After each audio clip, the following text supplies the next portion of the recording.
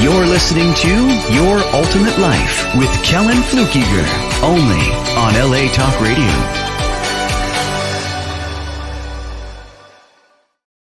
Hey, welcome to today's LA Talk Radio show, Your Ultimate Life. I'm going to put this up here in a different place on the screen because I'm going to change it out a couple of times today. We're going to talk about something that's coming in January that we'll talk about over the next little while, several episodes, different versions of it. And here's what it is. The reason I breathe, right? I was just talking to Sam for a minute just before this about something that happened to me 5 years ago when I died in the hospital. And I had some conversations with God at the door between life and eternity. And the interesting thing about that is the choice that I had to come back, which I made. And that I've told that story before. And if you're interested in it, you should read the book, Meeting God at the Door. Conversations, choices, and commitments of a near-death experience. And it was real and it really happened. And here I am. But what it's done for me is it's brought me back in a place where I am really clear about why I'm here. I'm really clear about what I do. And, we talk about finding purpose in life, finding your meaning and your purpose. And we've talked about that in other episodes. So I'm not going to spend a lot of time today talking about finding purpose. And I might on another one because it's so important. I talk to people because I'm a coach and I choose my profession to be a coach. Why would I do that? I could be an author. I am an author. I've got 19 books and 6 more underway. I can be a speaker. Yeah, I speak at a lot of events. I've done probably 20 events this year, and I've got at least that many going for next year. And so I may do all of those, but it's really in service of one thing. Okay. And here's an interesting thing. Here's the one thing it's in service of. You know that there are times in your life where you have felt intuition, nudges, ideas, inspiration, your higher self. You know that you have felt those. You also know that you've ignored a lot of them. You also know that you've paid attention to some, maybe only a few. You know that they're sometimes, in fact, quite often scary, because sometimes you feel like you ought to do something that's maybe counterintuitive or what you weren't expecting. I know that's happened to you. You know what? What if you learn to cultivate that? What if you intentionally chose to learn to cultivate your intuition? Okay. And intuition, we'll just give it a name, right? Intuition or inspiration or, nudges, spirit nudges, you can call them whatever you want. But what they are is the divine force, God, the universe, that divine force that is the creative force, trying to tell us something, trying to say, hey, here's an idea. Hey, you might want to do this. Well, if you start with the idea and okay, that's always for our good. It's always driving us or inviting us is the real word, inviting us in a direction that will be powerful, uplifting, maybe difficult, a learning experience. Lots of our learning experiences are a pain in the butt, but it's always for our growth and development. So since we know that, then the only time we would say no, ignore the invitations, or reject the intuition is because we're scared. Or we might be arrogant. Well, I know better than God what ought to happen. So, yeah, screw you. I'm not paying attention. That's pretty arrogant. Now, we all have probably done that. I've certainly ignored a boatload of those in my life. I ignored them regularly before my sort of radical transformation in 2007, 16 years ago, when I left one whole career and part of my life behind and moved in a new direction. But again, that's not the topic of today's conversation. Today, we're talking about how you add good to the world. When I died and had the conversations with God, I'd already decided to be a coach. I was already well established in a coaching business. I was doing things. I had clients on multiple continents, clients in Australia, clients in North America, which includes Mexico and Canada, clients in Europe. So not everywhere. Like I've never had a client in Japan, but I've had clients on lots of continents and in lots of places. I chose to be a coach because I was rescued by coaching. And by rescued, I mean I had a lot of success in my life, big shot executive and stuff. But I'd also made a mess out of my life, 3 divorces and a lot of drug abuse and addictions and a lot of rehab stints. And that was all before 2007. After I decided, I made a personal choice. I'm not that guy anymore. I don't know what I have to do. I don't know who I have to talk to. I don't know where I have to get help, but I'm done being that guy. I'm going to be a new guy. And that was just on me. Nobody threatened me. Nobody said you're going to, and I'd had enough. So I had to go get all the help I needed. And that meant I had to go see shrinks, and I experimented with antidepressants, many different kinds, therapies, and so forth, because I'd neglected my own health, mental health, my own self-image, my own caring for my heart and soul. I'd neglected that for my whole life up until I was 52, and I was living sort of someone else's script for what I ought to do.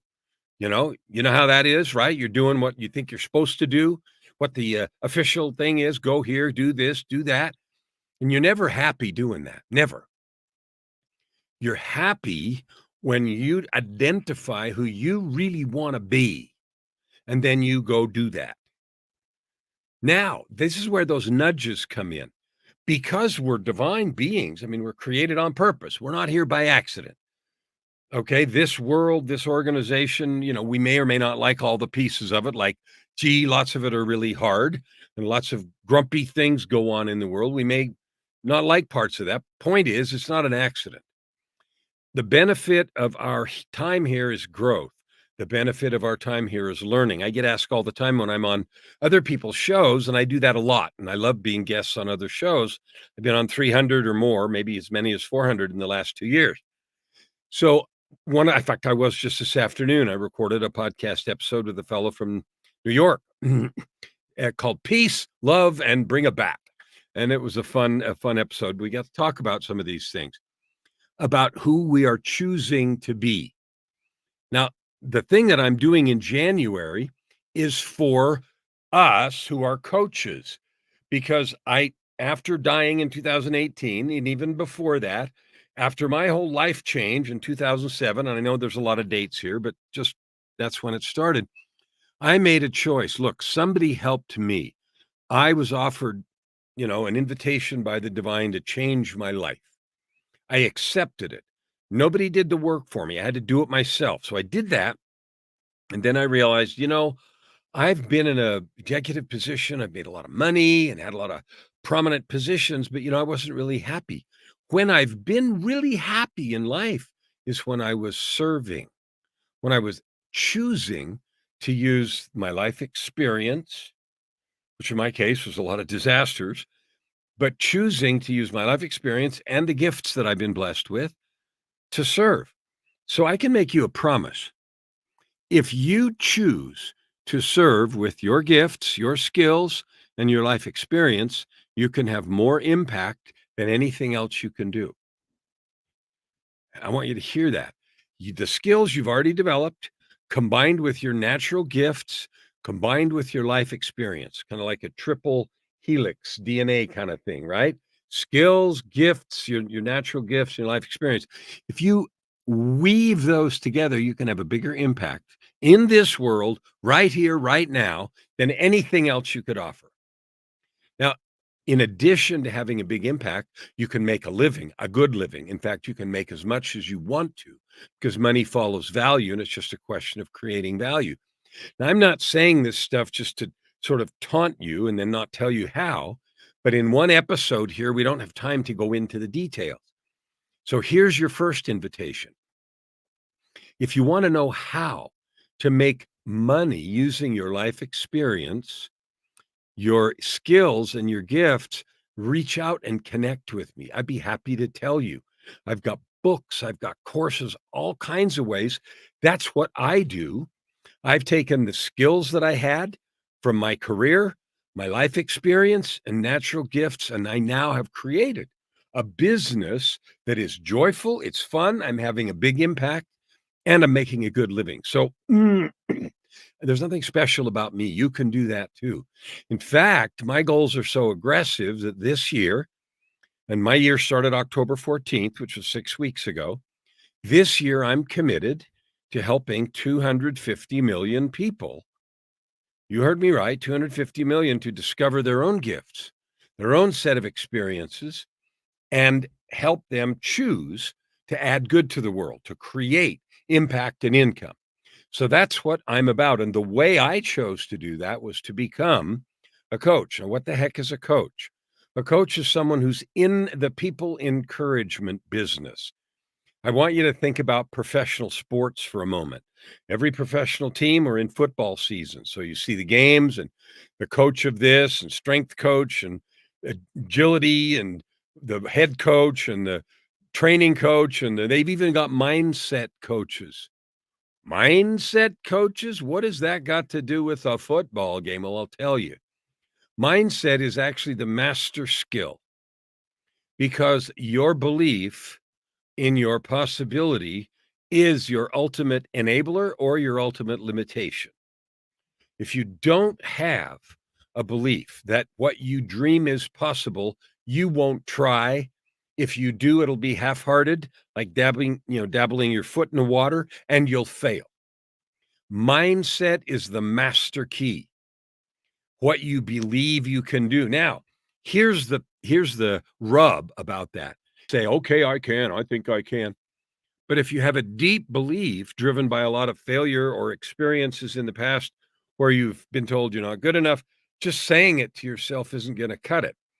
That's why just running a series of affirmations over and over again isn't usually very effective. There's deeper work to do because the negative beliefs about your capability, possibility, skills, success, options, and all that stuff is way deeper and has been going on a long time. So working on that is one of the most joyful and fun things I do as a coach, because when a person goes, when you go from believing you can't, doubting your ability, being afraid to try, embarrassed, failure, etc., to knowing you can succeed, there's nothing more fun for me than to see a person go from defeated to victorious, from the underdog to the championship. And isn't that, we all love those stories, right? Whether they're sports related stories about the team that can't to doing it, Invictus story about the rugby team, and all kinds of, we love those. Why do we love them? Because they resonate with our own feelings. It's easy to say because we cheer for the underdog. Yeah, we do. Okay, fine. Why? Because we all feel at times like the underdog, and we want to see the possibility of the underdog going through the hardships and getting to the top. That's what I love about being a coach, because I get to help people do that. I've got success stories you wouldn't believe. I had one call with a fellow once, and he happened to also be a coach, but he could have been anything. And he was getting ready to do a presentation, a sales call to sell a product. And everything he'd done up to then was small numbers, 500, 1,000, $2,000. And he wanted this time to do something for $12,000. And he didn't have the courage. He didn't think he could do it, and on and on and on. So we talked about it, and we did the work that I will do with people. And he went on and did that, called me back and told me he'd done it. 6 times larger than anything he'd ever done before. And that wasn't an isolated case. I have that repeated over and over and over and over and over again. I have a client right now that's been a client for 10 years.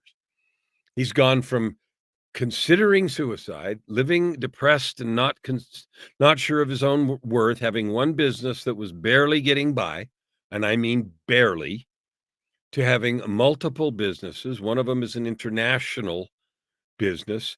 And I had his coaching call today, and he was talking about in 5 years, he's going to have an exit strategy that includes a buyout for umpteen million of one of his businesses. He's created generational wealth that he'll be able to pass on to, his kids and kids' kids and all that stuff. That is an enormous transition. I can't even imagine the number, like 10 times, 50, 100 times more prosperous because of the believing and doing the work. So that's why I'm a coach. I love facilitating that. You know why? Because it came out of my own life. I had such a negative feeling, a negative belief, a disaster of an attitude, boatloads of failure in my own life, even though I had financial success. I'm an attempted suicide person, survivor twice. But I changed my life and accomplished success with the help of coaches. And so I thought, man, I have got to do that work and be that kind of blessing to people. Now, because I'm a coach, I have the opportunity to talk to a lot of coaches. I'm in groups on Facebook and LinkedIn of people who have decided they want to help that way. Well, I love people who are coaches. You know why? Because they have made a commitment with their heart and soul to be part of the group of people that add good to the world, that live, that make a living being not cheerleaders, support systems, encouragers. I got a bunch of fun names for coaching. I call it obstacle obliteration business, anxiety annihilation business. I call it the people encouragement business.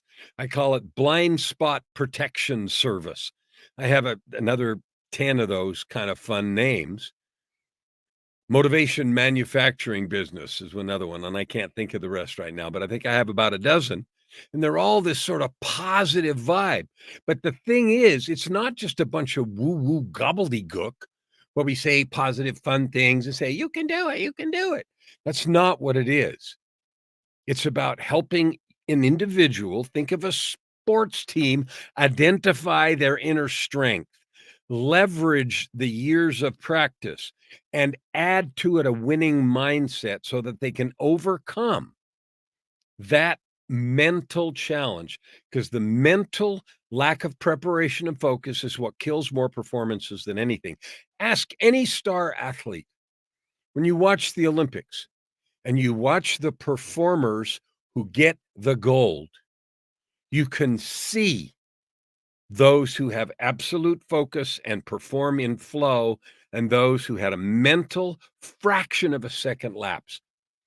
I remember a few years ago when Shaun White won the snowboarder, half pipe snowboarder, won his last gold medal, and that's been, I think, 2 Olympics.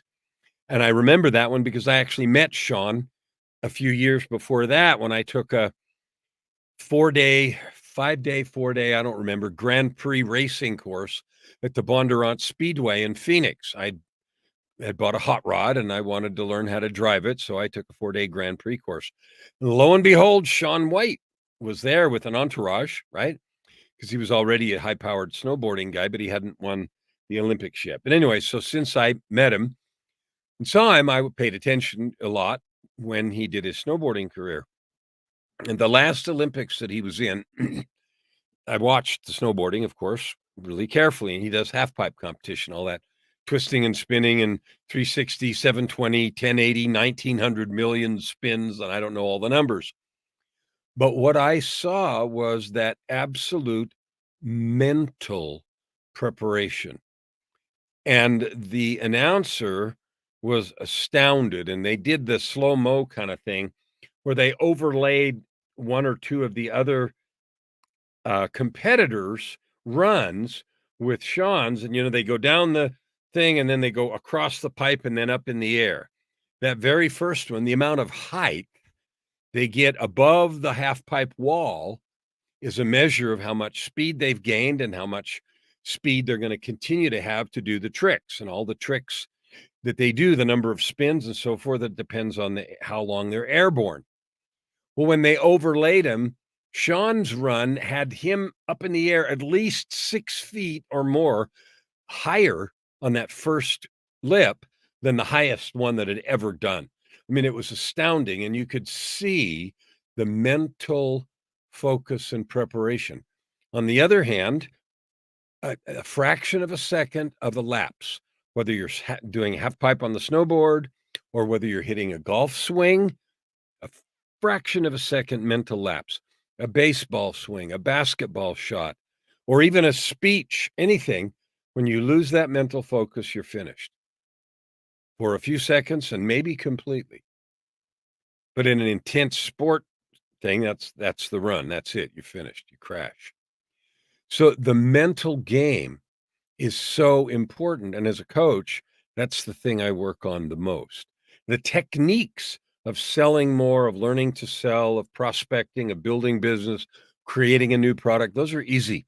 Those are known processes and steps. The magic is in the mind. The mystery is in the mindset. And that's why I love this work so much. So I told you I was going to tell you about something that's happening in January.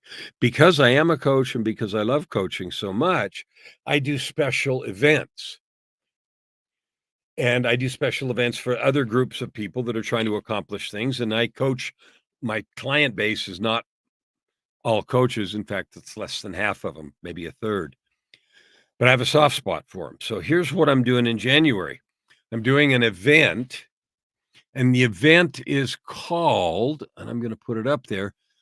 There it is. This event is called, it's called Love 'em, Coach 'em, Sign 'em. And there's a URL, www.lovecoachsignem, right, .com. And here's what it is. This is it's on January 15th, 16, 17, 15, 16, 17, 18, 19. And here's what it is. And it's the fifth or sixth time I've done this over the last couple of years. And I just finished one 2 weeks ago, 3 weeks ago, 2 weeks ago. And in that one 2 weeks ago, I got a bunch of coaches of 25 or 30 that were part of the group. And I walk through a system that talks about how to fill your practice, how to actually get the clients you need. And it works for others besides coaches, but this particular challenge is focused on coaches. And here's why. For some reason, and I'll tell you what the reason is in a minute, when we're coaching someone, when you're trying to help someone, it's easy if you're just doing it for a gift, for free, for just serving. But when it comes to creating business, when it comes to closing the deal and getting someone to agree to enter into a professional relationship with you as a coach, all bets are off. It feels squirmy. It feels awkward. Coaches over and over and over again, they hate this. And here's the business of coaching. One side is the serving part where they get to have coaching calls and help people with their mindset and their other issues and et cetera, et cetera. And then this other side is the prospecting and selling part. And they hate that. And they don't know how to do it well. And so they avoid it. And then when the clients that they have come near the end, 3 months, 6 months, a year, whatever their coaching length relationship is, finally, when it's almost over, they talk about renewals, and then they go out and start prospecting. And so their income and their business goes up and down, and it's a feast or famine kind of a thing. And there are other kinds of folks that do that too. People that have to get their own clients in insurance and financial services, et cetera, because there's this fear of selling. There's this disease that we have about creating a business relationship. Some people even say it asking for money. And so what I love to do in this week-long challenge is help them understand how to do prospecting and closing clients with ease so that there's no squirminess, no awkward energy. That all just evaporates. Now, if you're a coach or a coach, it's a very simple question. I had an interview earlier today with a woman from England that I had never met. And guess what? This isn't a coaching platform or anything. It's just a networking app. And I met this person, and it turns out she's a coach. And in the course, I learned a lot. I asked a lot of questions. And in the course of the conversation, I asked if her coaching practice was full. And there was the inevitable pause. Well, not full. And it wasn't the answer, well, not full, that was the thing. It was the pause and the energy. Like, well, it should be full, and I'm a little embarrassed that it isn't. And, that kind of feeling a little bit. And I felt sad because the need for encouragement, the need for the kind of love, support, and encouragement offered by a good coach is infinite. There are so many people in so many parts of life who need a kind of encouraging framework that coaching provides. So, anyway, we proceeded to talk about it. And, I gave her some thoughts and ideas about how to do stuff. And it was a wonderful and good conversation.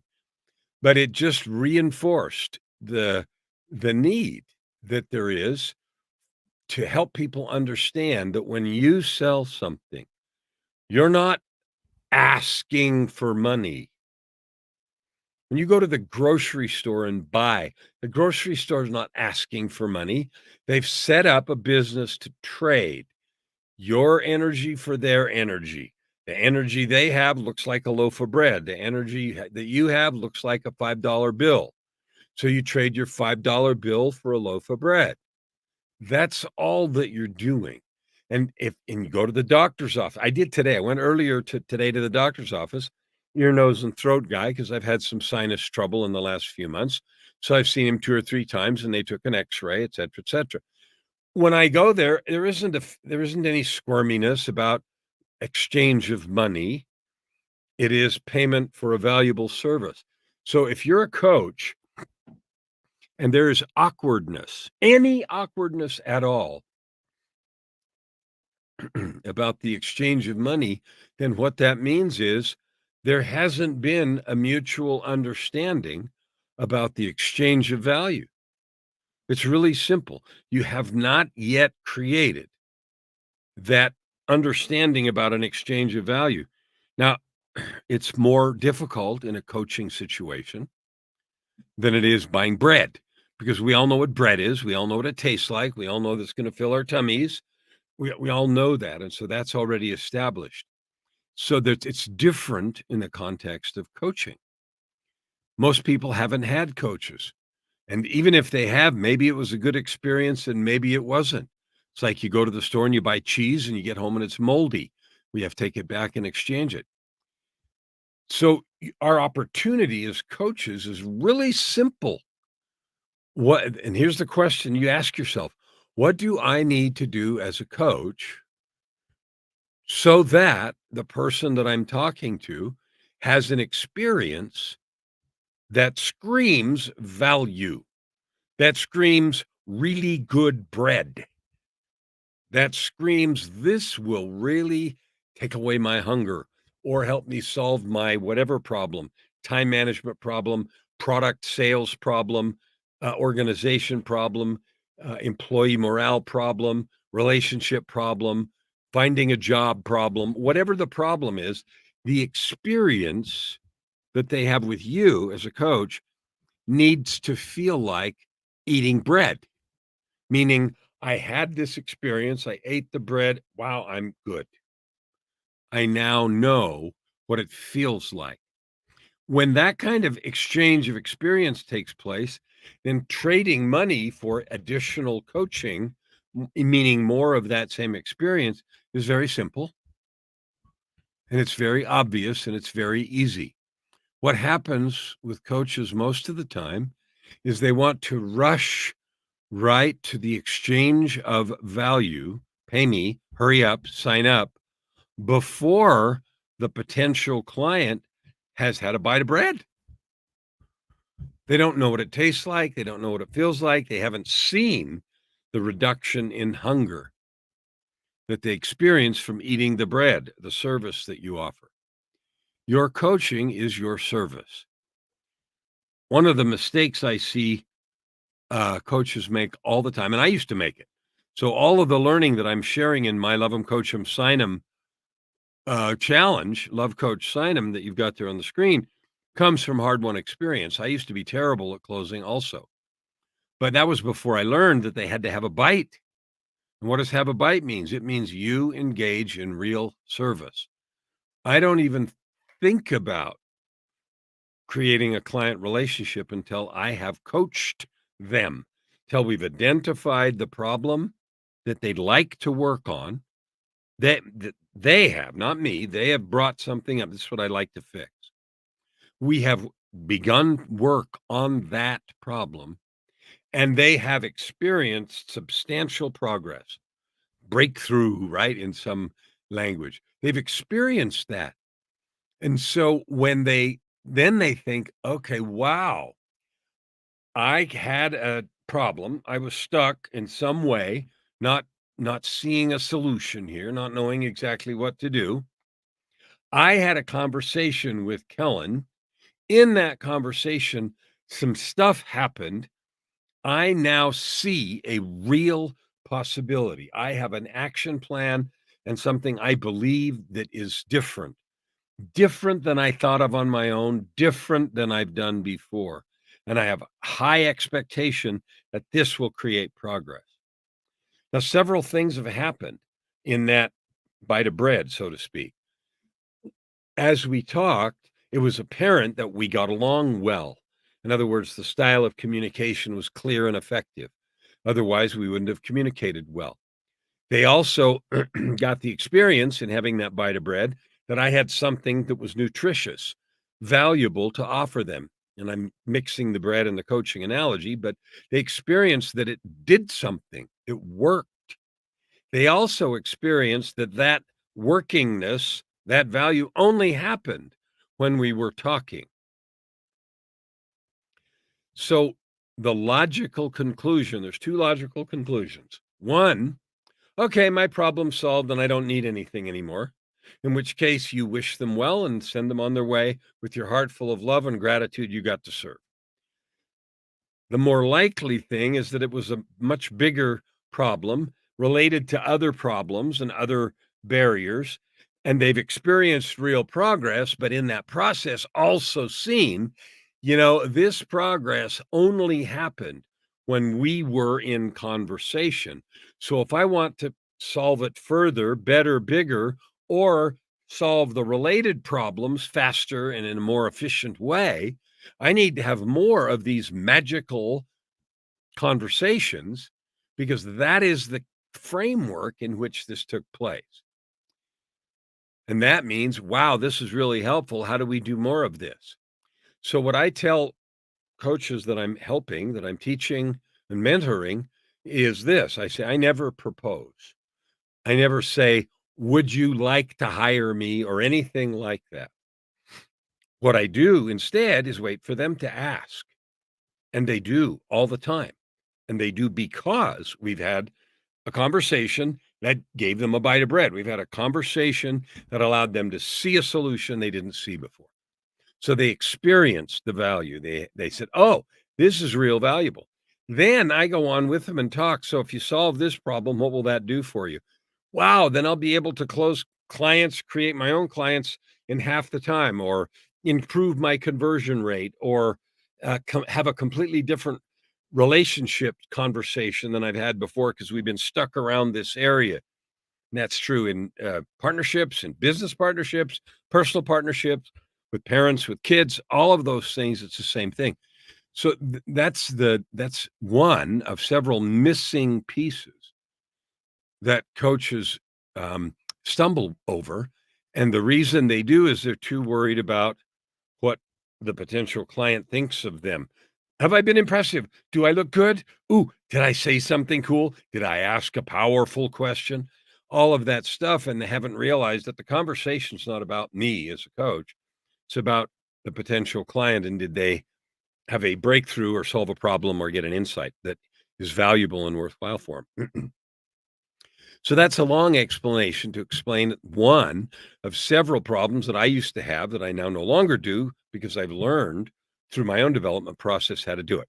So that right there is the reason that I created the Love 'em, Coach 'em, Sign 'em challenge. And the one we ran 2 weeks ago, like I said, had 25 or 30 folks sign up.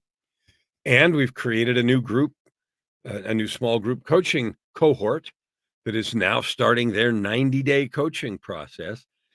And some of them have already created some successful closing client conversations because they have completely revamped their approach. So I started on that explanation because of how excited I am about the coaching profession, how excited I am about this thing that I offer that allows coaches, which I said I believe we need a million more of, but they got to be good coaches, and they got to be able to create business, because if they don't, then they're going to go out of business, and then they're going to go back to doing things, some job they don't really like. I don't know about you, but I've had a lot of jobs over the years that paid well, paid a lot of money in some cases, but they weren't fulfilling because I didn't think I was adding good to the world. Coaching is the one thing I've been able to do that really obviously, clearly, demonstrably adds good to the world, and it feels like I'm making a difference. So that is a long explanation about something that's coming January 15th. If you're a coach or you know a coach and your practice isn't full, or you have squirmy conversations around money, or you hate to prospect, or you hate the idea of selling, or any of those things, we can eliminate that entirely, 100%, period. Go to that URL, www.lovecoachsinem.com, sign up for January, and I'll see you then in that one. And it'll be a joy to meet you and a joy to get connected with one more powerful, beautiful person that has chosen to be in the people encouragement business. Now, I want to switch gears entirely and talk about something completely different, which is another thing that I really, really love to do, and an area where I love to coach. One of the things that happened to me after I completely revamped my life in 2008, after the miraculous stuff in 2007, was I began to write. I never considered myself an author for the first 52 years of my life. I wrote some technical papers and some stuff, but I never really, I, being an author was the furthest thing from my mind. After I decided to become a coach, I realized that the, the stories that I had in my life could be valuable for instruction, valuable for encouragement, valuable for people to know, to see what's possible. Because coaching and growth is all about change. Because, Einstein's thing, if we keep doing what we're doing now, we're going to keep getting the same results. When I was a couple, 3 years into this change and growth process, I realized, I have some life experiences and stories that would be really valuable if I wrote them down. So I began to entertain the idea of writing a book. And so I started. And now I've written many. I've written 19 books. On the way, I realized two things. One, I have a really good system for helping people write books. And I created it for myself. So I have a really good system for writing books. People would ask me often, how do you write so many books? And I thought about that, tried to answer well. And I thought, okay, I actually have a good system, a system that's valuable, that works well, and that never fails. This is for writing nonfiction. I'm not talking about writing fiction here, but people that want to tell their life story in a way that is helpful to others. What I also learned is that there's a ton of people who seem drawn to the coaching profession, or with a desire to be of service, consulting, and other things, that have life stories worth telling. Life stories worth telling because of the help that they'll offer to others. And another conversation, and it's funny because these happen to me every single day. So I can say earlier today, again, another conversation about with a person who has a story in their life, how they made changes and transitions. And of course, I asked if they had written anything. Have you written down this story these choices you made, this resilience you exhibited, this growth that you both discovered and clawed into with your effort and diligence? Well, of course, no. And then came the inevitable doubts. I'm not sure I really have anything valuable. I don't know if the story I have to tell, I don't know if anybody would read it. I don't know if it's worth much anyway. I don't know how to do this. I have no idea where to begin, and on and on and on. So here was this was the genesis of another book that I wrote, and it's also another different kind of challenge that I hold. But the book that I wrote is called The Story Arc, and it looks like this. And this is a book that I have to help you write a book. If you feel like your life story has twists and turns and valuable lessons that would help the right people. Not everybody. I can't help everybody, neither can you. But there is a group of people who need to hear your voice, who need to hear your story of resilience and growth, who need to see the hardships and struggles that you've been through, because your unique experience, your unique voice, your unique way of talking, your unique way of relating is exactly what they need to hear. There are people that would not be a good client fit for me, but they might for you. And so one of the things that I love doing also is helping people write their books. And that means getting over again, this is mindset stuff we talked about in the beginning, the stories that I don't really have anything valuable to say. The story that says, nobody would read it anyway. The story that says, well, I'm not important enough to write a book, that kind of feeling. So those barriers have to be eliminated first. Because if you're living in the energy of, I can't do this, that's like a golfer who right before the swing breaks concentration and gets uptight because somebody's watching. And so what do? They shank it or they hook it or whatever, right? And it's completely in the wrong place. Why? Because for a microsecond, they lost focus. Trying to write a book, if you're filled with doubts and fears, makes it way more difficult. So after I had written several books, I realized, hey, I've got a really good system. And every time I would answer the question that someone would ask, because I go to a lot of events and stuff, how do you write so many books? I would get a napkin and I would draw a picture. And the picture that I would draw is the principles that I teach in that book, The Story Arc. So I finally decided, hey, I should write that book, the book about how to write books. And sure enough, with this conversation with this person earlier today, they thought they should write a book, maybe, but they were filled with those same doubts and fears. So I showed them the process and talked to them about the value they could create by writing the book that was sitting on their heart. And by the time we got done talking, they were excited. They were excited. And I think they're going to go get the book on Amazon. But I didn't do that because I care about selling a book. I care about helping that person say yes to the yearning, to listen to that intuition that we talked about to start with. And I believe that I'll be able to do that. They were pretty wound up and excited by the end of the call. And who knows, they may join the next book challenge. Now, the book challenge has a different name. It's called Dream, Build, Write It. www.dreambuildwriteit.com. Now, I don't think that challenge is set up on there right now. I don't know that we've picked the next dates, but it'll be out in the spring next year, in February or March. February's not spring. Believe me, we know that here in Edmonton. But anyway, either in February or March, we're going to do Dream, Build, Write It and help another group of people get on their journey to writing books.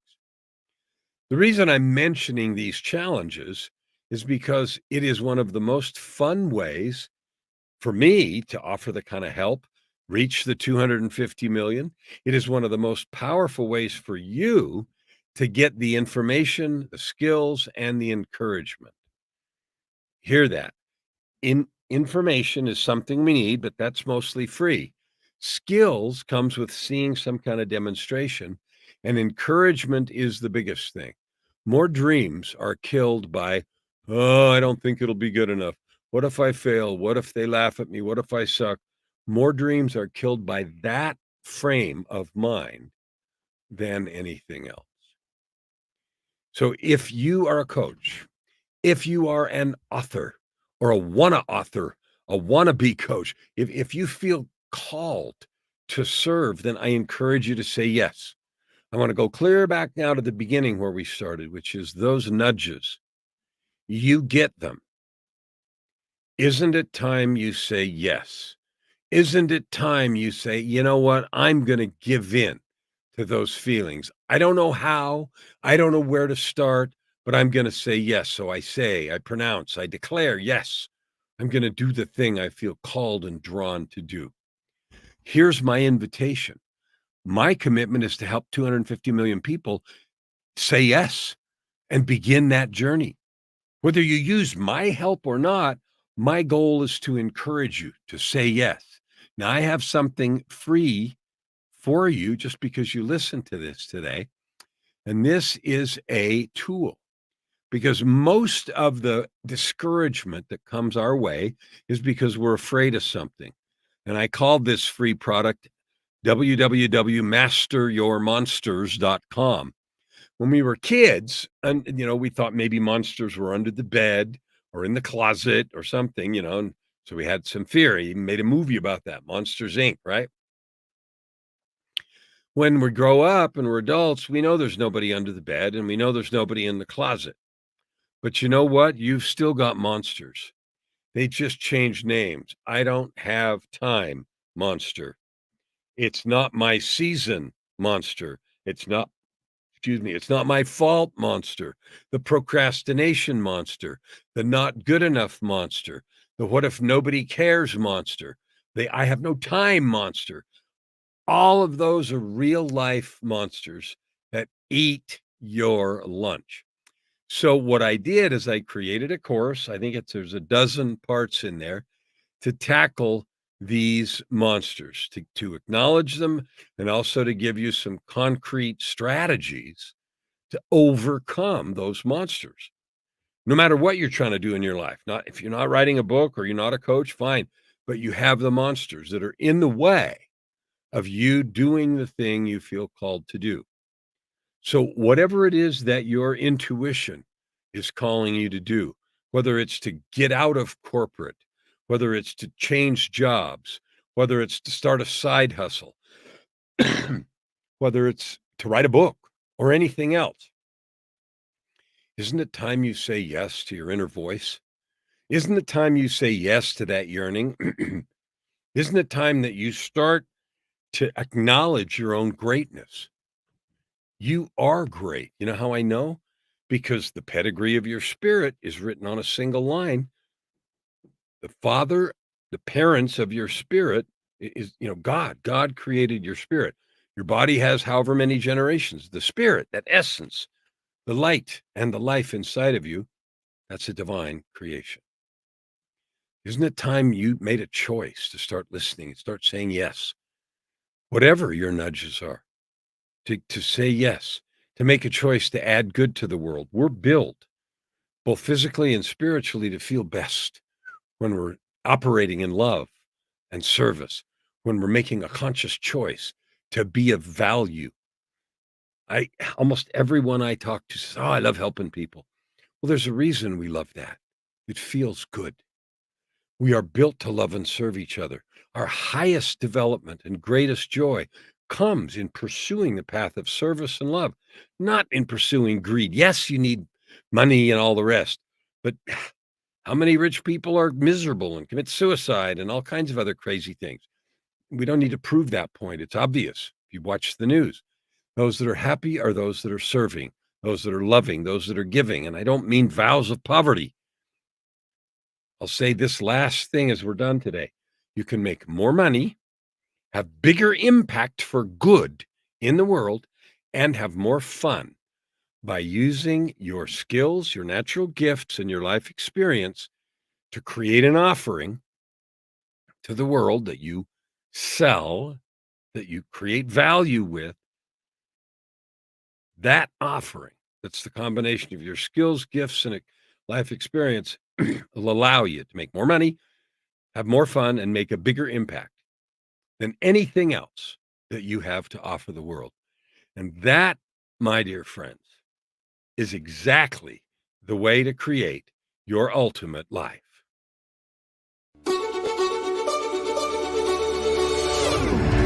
You're listening to Your Ultimate Life with Kellan Fluckiger, only on LA Talk Radio.